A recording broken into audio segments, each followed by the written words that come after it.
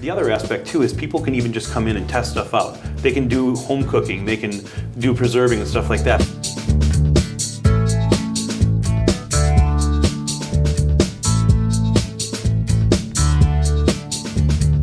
Welcome back to Madison Noteworthy. I'm one of your hosts, Mike Victorson, and I'm here today with Adam Hain. Adam from Feed Kitchens. Welcome to Madison Noteworthy. Thank you. It's great to have you here. We want to get to know your business here, and where did this concept come from? So shared use kitchens have been around on the coasts for a while. Midwest it's kind of built up just recently, but the idea came that there's a lot of businesses in Madison that are small artisanal businesses that can't afford to have their own space. So they need something to work in where they can rent just a couple hours a day or 10 hours a day or 2 hours a week, whatever it's going to be. So we looked around, decided that this was a great idea. Northside Planning Council did a feasibility study, broke ground, built this facility, and now we've got it for all these users. We may have things like Sector 67 Generator in town who are incubating high tech. We've got something in Feed Kitchens, and you just described it, that's incubating food. Well, it's all tied in. I mean, you can't have growth in one sector without growth in another. And really, that's what's growing this. Madison is growing their food culture so well because all the other parts are growing into it. We're getting more specialty products. We have a lady who does a chocolate CSA.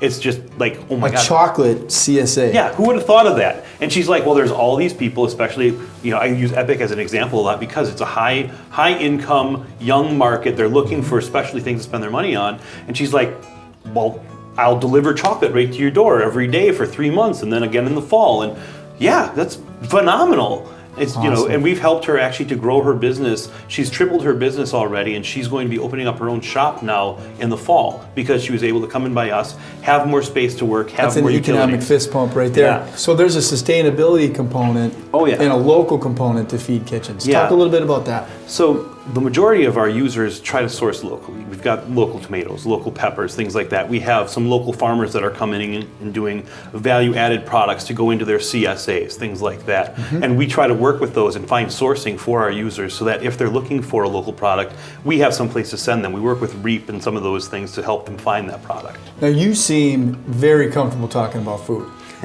So for people that are tuning in, what is your connection to food, or did they just pick you out of the yellow pages? No, I was kind of born into food. My grandparents had the third oldest orchard in the state up in Door County. My parents had a dairy farm, second generation dairy farm. I grew up around that. I've worked in the restaurant industry for about 2 decades now. I've done everything from washing dishes and slinging bottles behind the bar to being the executive chef and running multiple properties. So if someone is tuning in and they either have this itch they need to scratch, or if they know somebody's like, man, the last time I was over at her house, she cooked something, she should take it.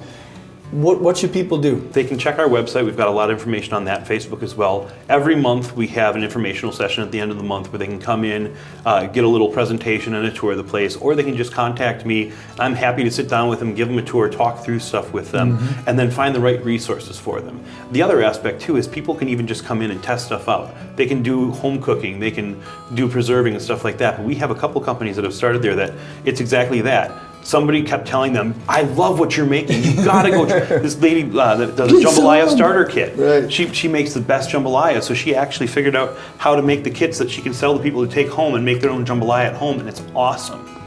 So Madison, you hungry yet? You heard it from Adam. Madison is awesome. And in this area of food, we have some of the coolest, most creative, innovative, entrepreneurial stuff that's happening right here at Feed Kitchens. Thanks so much for tuning in this week. Adam, thanks for hanging out with us, Noteworthy here.